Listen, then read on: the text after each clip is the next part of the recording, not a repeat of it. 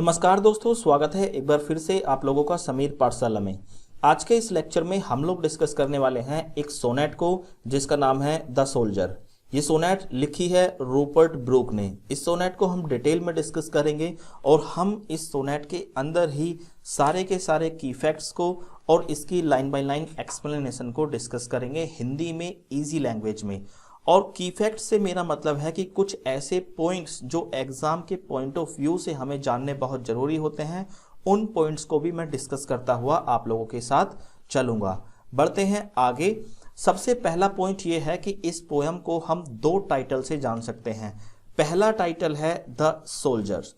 The soldier ये एक ऐसा टाइटल है जो कि बहुत फेमस है और इसी टाइटल के नाम से हम इस पोयम को पढ़ने वाले हैं। लेकिन रूपर्ट ब्रूक जो हैं, रूपर्ट ब्रूक ने 1914 में यानी कि वर्ल्ड वॉर फर्स्ट के टाइम पर एक सोनेट की सीरीज को लिखा था। उस सीरीज के अंदर इन्होंने द सोल्जर नाम की सोनेट को भी लिखा था। अब ये वार सोनेट्स हैं और ये 1914 जो सीरीज इन्होंने लिखी थी सोनेट की, उसके अंदर द सोल्जर जो है ये फिफ्थ सोनेट है। कौन सी सोनेट है? फिफ्थ सोनेट है। तो ये आप चीज ध्यान रखना। द सोल्जर्स रूपर्ट ब्रूक के द्वारा लिखी गई एक वार सोनेट है। Okay, the soldier is a sonnet. ये सोनेट है। सोनेट कितनी लाइनों की पोयम होती है? 14 लाइंस की एक पोयम को हम क्या कहते हैं? सोनेट कहते हैं। Written in Petrarchan sonnet form. ठीक है, अब ये पेट्रार्कन सोनेट फॉर्म में लिखी हुई है। क्यों?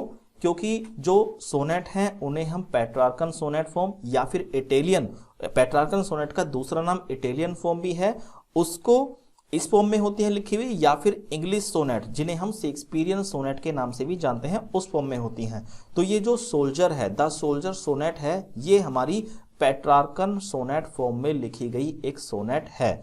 इसके अंदर हमें ऑक्टेव यानी कि 8 लाइनों का एक स्टैंजा, दूसरा स्टैंजा सेस्टेट यानी कि 6 लाइनों का एक स्टैंजा देखने के लिए मिलेगा। रूपर्ट ब्रूक ने इस सोनेट के अंदर आयाम्बिक पेंटामीटर का इस्तेमाल किया है। तो ये थी इस सोनेट के बारे में थोड़ी सी इंफॉर्मेशन। अब हम थोड़ी सी इंफॉर्मेशन जान लेते हैं रूपर्ट ब्रूक के बारे में। Rupert Brooke was born on 3 August 1887 and died on 23 April 1915। देखिए, रूपर्ट ब्रूक का जन्म जो हुआ था वो 3 अगस्त 1887 को हुआ था और इनकी मृत्यु 23 अप्रैल 1915 यानी कि 1915 में हुई थी। अगर इस समय को आप कैलकुलेट करने बैठेंगे तो ये समवेयर अराउंड आप लोगों का 27 ईयर्स निकल के आएगा। तो आप देख सकते हैं कि इन्हों का जो लाइफ स्पैन था वो ज़्यादा बड़ा नहीं था, लेकिन उसमें भी इन्होंने बहुत अच्छी वार सोनेट्स को लिखा है। अब वार सोनेट्स को इसलिए लिखा है कि इन्होंने अपने लाइफ टाइम में वर्ल्ड वार फर्स्ट को देखा था। 1914 में जब वर्ल्ड वार फर्स्ट हुआ था तो इन्होंने उस वार को देखा था, इसी वजह से इन्होंने वार सोनेट्स की एक सीरीज को लिखा है। He was an English poet known for his war sonnet। देखिए, मैंने जैसे बार बार आपको बताया है कि ये इंग्लिश पोएट थे जो अपनी वार सोनेट्स के लिए जाने जाते हैं और इन्होंने अपनी सोनेट को वर्ल्ड वार फर्स्ट के टाइम पर लिखा था। उसी में से द सोल्जर भी एक ऐसी सोनेट है जिसे आज हम डिस्कस करेंगे। इसके अलावा इनकी एजुकेशन की बात कर लेते हैं तो इन्होंने अपनी एजुकेशन रग्बी स्कूल से कंप्लीट की थी। उसके बाद जब ये कॉलेज में आए तो इनका college Kings college Cambridge university से था। राइट। इसके अलावा ये अपने गुड लुक के बारे में भी जाने जाते थे, मतलब ये बहुत ही हैंडसम बंदे थे। यहाँ तक कि W.B. ईट्स, एक आयरिश पोएट हैं W.B. ईट्स, उन्होंने कहा था इनको the हैंडसमेस्ट young man in England, कि ये इंग्लैंड के सबसे ज़्यादा हैंडसम इंसान हैं। ठीक है, तो ये बोला गया था इनके रूपर्ट ब्रूक के बारे में। ये है इस सोनेट का पहला स्टैंजा जिसे हम ऑक्टेव के नाम से जानते हैं। अब देखो, मैं आप लोगों को थोड़ा सा इसका बैकग्राउंड समझा देता हूं कि इसमें जो स्पीकर है या फिर कहें तो सोल्जर है या फिर कहें तो एक सैनिक है, वो एक वार में यानी कि एक युद्ध में जाने वाला है और वो इंग्लैंड से बिलोंग करने वाला है, जो अपनी धरती को, अपनी मातृभूमि को बहुत ज़्यादा प्यार करता है और वो विदेश की धरती पर युद्ध लड़ने के लिए जा रहा है। वो कहता है कि अगर मैं वहाँ मर जाऊं, पहली ही लाइन से स्टार्ट होता है उसका, इफ़ आई शुड डाई। वो कहता है कि अगर मेरी मृत्यु वार में लड़ते लड़ते हो जाए, think only this of me, तो मुझे एक खास तरीके से क्या करा जाना चाहिए, याद किया जाना चाहिए। ठीक है, तो यहाँ पे राइटर जो है वो एक सैनिक के रूप में है जो एक विदेश की धरती पर लड़ने के लिए जा रहा है युद्ध। तो वो कहता है कि अगर मैं मर जाऊं तो मुझे खास तरीके से याद किया जाना चाहिए that there is some corner of a foreign field that is forever England, कि अगर मैं विदेश की धरती पर लड़ते लड़ते शहीद हो जाऊं या फिर कहें तो वहां पर मैं वीर गति को प्राप्त हो जाऊं, तो फिर मुझे वहीं पर दफनाया जाएगा। और जिस जमीन पर, जिस कॉर्नर में मुझे दफनाया जाएगा, जिस जगह पर मुझे दफनाया जाएगा, वो जमीन, विदेशी जमीन भी हमेशा हमेशा के लिए किसकी हो जाएगी, इंग्लैंड की हो जाएगी, क्योंकि वहां पर एक इंग्लैंड का सैनिक, वहां पर एक इंग्लैंड का बासिंदा दफनाया गया है, इसलिए वो जमीन हमेशा हमेशा के लिए इंग्लैंड की हो जाएगी। देयर शैल बी, वो कहते हैं कि there shall be in that rich earth a richer dust conceal, वहां की जमीन जहां पर मुझे दफनाया जाएगा वो कैसी हो जाएगी, वो रिच हो जाएगी। रिच हो जाने का मतलब है यहाँ पर कि उस जमीन के अंदर कुछ गुण आ जाएंगे। जैसे कि मैं इंग्लैंड से बिलोंग करने वाला एक सैनिक हूं, तो मेरे अंदर करेज कूट कूट कर भरा हुआ है। ठीक है, तो ये सारी की सारी चीजें, ये सारे के सारे गुण कहां से आ जाएंगे, किस में आ जाएंगे, वहां की धरती में आ जाएंगे। और किसकी वजह से आ जाएंगे, क्योंकि ए रिचर डस्ट कंसील्ड की वजह से आ जाएंगे। मतलब इंग्लैंड की धरती का एक सैनिक, वहां की मिट्टी से बना हुआ एक सैनिक, डस्ट का मतलब है मिट्टी, वहां की मिट्टी से बना हुआ सैनिक कंसील्ड है। यहां पर कंसील्ड का मतलब है दफनाया हुआ है, क्योंकि इंग्लैंड की धरती का एक वीर सैनिक वहां की धरती में दफनाया जाएगा। आगे कहते हैं, ए dust whom England bore, shaped, made aware, gave once her flower to love, her ways to roam। आगे वो कहते हैं कि ये जो इंसान है, यानी कि जो एक वीर सैनिक है, वो कहाँ से बना हुआ है, एक डस्ट से, एक मिट्टी से बना हुआ है। और वो मिट्टी कहाँ की है, इंग्लैंड की है। इंग्लैंड की मिट्टी में ही उसने जन्म लिया है। सेप्ड का मतलब है यहाँ पर कि वो वहीं पर पला बड़ा है। और मेड अवेयर का मतलब है कि वहीं की मिट्टी से, वहीं के क्लाइमेट से, एनवायरनमेंट से, टीचर्स से, लोगों से उसे नॉलेज मिली है, उसे अवेयरनेस मिली है। गेव का मतलब है और भी कुछ चीज मिली है इस सैनिक को। Once her flowers to love, और वहां के जो एनवायरनमेंट है, वहां की जो नेचर है, उससे मुझे क्या मिला है, कुछ फ्लावर्स मिले हैं। फ्लावर्स मिले हैं जिन्होंने मुझे काफी प्यार दिया, या मैं उनमें खेला कूदा हूं।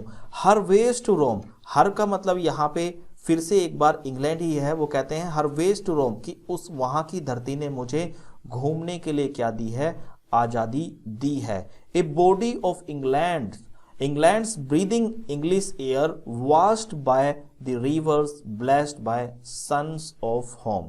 आगे वो कहते हैं कि मेरी जो बॉडी है, ए बॉडी मतलब मेरी जो बॉडी है वो कहाँ की है, इंग्लैंड की है। वहां की है मेरी बॉडी इंग्लैंड की, और वहीं की इंग्लिश एयर में, वहीं की इंग्लैंड की धरती पर चलने वाली हवा में मैंने हमेशा सांस ली है।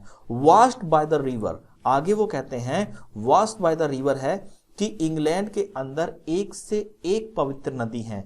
जैसे कि आप लोग जानते होंगे कि इंग्लैंड की गंगा जो कही जाती है वो थेम्स रिवर कही जाती है। तो वो कहते हैं कि इंग्लैंड की पवित्र नदियों में मैं हमेशा नहाया धोया हूँ। Blessed by the suns of home, और आप लोग समझते ही होंगे कि यूरोप के जो देश हैं वहां पर ठंड बहुत ज्यादा पड़ती है, तो हमेशा मुझे जो इंग्लैंड का सन है उसने मुझे क्या किया है, ब्लेस किया है, हमेशा मुझे आशीर्वाद दिया है। मैं उसकी शरण में हमेशा रहा हूँ, ठंड से बचता रहा हूँ। उसी से मुझे, वहां पर गर्मी के दिनों को बहुत अच्छा माना जाता है, उसी से मुझे हमेशा ब्लेसिंग्स मिलती रही हैं। अगला स्टैंजा है ये सेस्टेट है। सेस्टेट एक 6 लाइनों का स्टैंजा होता है जिसे हम इसमें यहाँ पर डिस्कस करने वाले हैं। And think this heart all evil shed away, वो कहते हैं कि अगर, ये सोचो, अगर मैं वहां पर विदेश की धरती पर मर गया तो मेरा जो ये हर्ट है, जो मेरा दिल है, या मेरे अंदर ऑल इविल, जितनी भी मेरे अंदर बुराई हैं वो क्या हो जाएंगी, शेड अवे हो जाएंगी, वो चली जाएंगी, मेरे अंदर से निकलकर चली जाएंगी। क्योंकि pulse in the eternal mind, अब इटर्नल का मतलब है कि जो चीज आपके मरने के बाद भी खत्म नहीं होती। वो कैसी चीज है? जो आपकी सोच के हिसाब से चलती हैं, जो आपकी भावनाओं के हिसाब से चलती हैं। ठीक है, तो यहां पर सैनिक कहता है कि अगर मैं मर जाऊं तो मेरे मरने के साथ मेरी बुराइयां तो चली जाएंगी, लेकिन मेरी जो अच्छाई है, मेरी जो थॉट है अपने देश के लिए, अपनी मातृभूमि के लिए जो मेरा प्रेम है, वो नो लेस, मरने के बाद भी कम नहीं होगा। Give somewhere back to the thoughts by England given. और कहीं ना कहीं मरने के बाद जो मेरी थॉट्स हैं, मेरे विचार हैं, वो कहीं ना कहीं वापस आ जाएंगे। कहां पर? इंग्लैंड में ही वापस आ जाएंगे, जो इंग्लैंड के द्वारा मेरे को दिए गए थे। अब इस लाइन का मैं थोड़ा सा एक्सप्लेनेशन आपको अच्छा करके दे देता हूं कि उसके विचार कैसे वापस आ जाएंगे। वो कहते हैं कि मेरे मरने के बाद इंग्लैंड के लोगों को एक एग्जाम्पल दिया जाएगा कि देखो हमारे ये एक वीर सैनिक थे, तो मेरे एग्जाम्पल लेकर और भी ऐसे सैनिक वहां पर पैदा हो जाएंगे जो अपनी धरती को बहुत ज्यादा प्यार करेंगे। ठीक है, तो मरने के बाद मेरा शरीर तो चला जाएगा, लेकिन मेरी थॉट्स जो हैं, मेरे विचार जो हैं, वो इंग्लैंड वापस आ जाएंगे और मेरे जैसे ही वीर सैनिक इंग्लैंड की धरती पर फिर पैदा होंगे। Her sights and sounds dreams happy as her day and laughter learn of friend and gentleness in heart at peace under an English heaven. और वो कहते हैं, जो सैनिक है, राइटर है, वो कहता है कि ऐसा नहीं है सिर्फ मेरी विचार ही मेरे वहां पर वापस इंग्लैंड आएगी, कुछ और भी चीजें आएंगी। हर साइट, मैंने इंग्लैंड के अंदर जो नज़ारे देखे थे वैसे ही नज़ारे, मतलब जैसे कि आप लोग अगर मिलिट्री एरिया में जाते हो तो वहाँ पर कुछ स्पेसिफिक चीज़ें आपको देखने के लिए मिलती हैं, जैसे कि कोई एक्सरसाइज कर रहा है, कोई रनिंग कर रहा है, कोई अलग अलग तरीके की एक्सरसाइज लोग करते हैं जो मिलिट्री ट्रेनिंग देते हैं ट्रेनिंग के टाइम पर। तो वो सारी चीज़ें उन लोगों को देखने के लिए मिलेंगी जो मैं पहले देख चुका हूं। और ऐसे ऐसे ड्रीम लोग देखेंगे जिनको देखकर लोग हैप्पी हो जाते हैं। ठीक है, जिनसे इंग्लैंड, हर जो इंग्लैंड है वो हैप्पी हो जाता है, मतलब इंग्लैंड के लिए और ज़्यादा वीर सैनिक जो हैं तैयार होंगे। And laughters learn of friend, और मैंने जो हंसी का समय, जो मैंने खुशी का समय अपने फ्रेंड्स लोगों के बीच में गुजारा था। एंड जेंटलनेस, और जो मेरी जेंटलनेस है। इन हार्ट एट पीस, और जो मेरे दिल में शांति है, अपने देश के लिए, अपनी मातृभूमि के लिए जो प्यार है। अंडर एन इंग्लिश हेवन, वो हमेशा ही रहेगा। कहाँ पर रहेगा? इस इंग्लिश हेवन के नीचे रहेगा, मतलब ये इंग्लैंड की धरती में ही रहेगा। इंग्लिश हेवन का मतलब है कि जो आकाश है, हेवन का मतलब यहाँ पर है आकाश, कि जो आकाश है उसके नीचे धरती होती है। तो वो कहते हैं राइटर कि मरने के बाद मेरी बुराई तो चली जाएंगी, लेकिन मेरे जो थॉट्स हैं, मेरे विचार हैं, मेरी साइट्स हैं, जो मैंने अपने यहाँ पर इंग्लैंड में सीखा, उससे लोग सीखेंगे और ऐसे ही वीर सैनिक तैयार होंगे जिस तरह से मैं अपनी मातृभूमि के लिए अपना बलिदान देने के लिए तैयार हूं। वो सारी की सारी चीजें तैयार होंगी। तो मरने से भी नहीं डरते। वो कहते हैं मरने के बाद तो मैं अमर हो जाऊंगा ना, मरने के बाद तो मैं अमर हो जाऊंगा और मैं एक एग्जाम्पल सेट हो जाऊंगा दूसरे वीर सैनिकों के लिए। तो वो भी अपनी मातृभूमि को ऐसा ही प्यार करेंगे जैसा मैं प्यार करता हूं। आई होप आप लोगों को ये पोएम समझ में आई है। मिलते हैं अगले लेक्चर में, तब तक के लिए जय हिंद।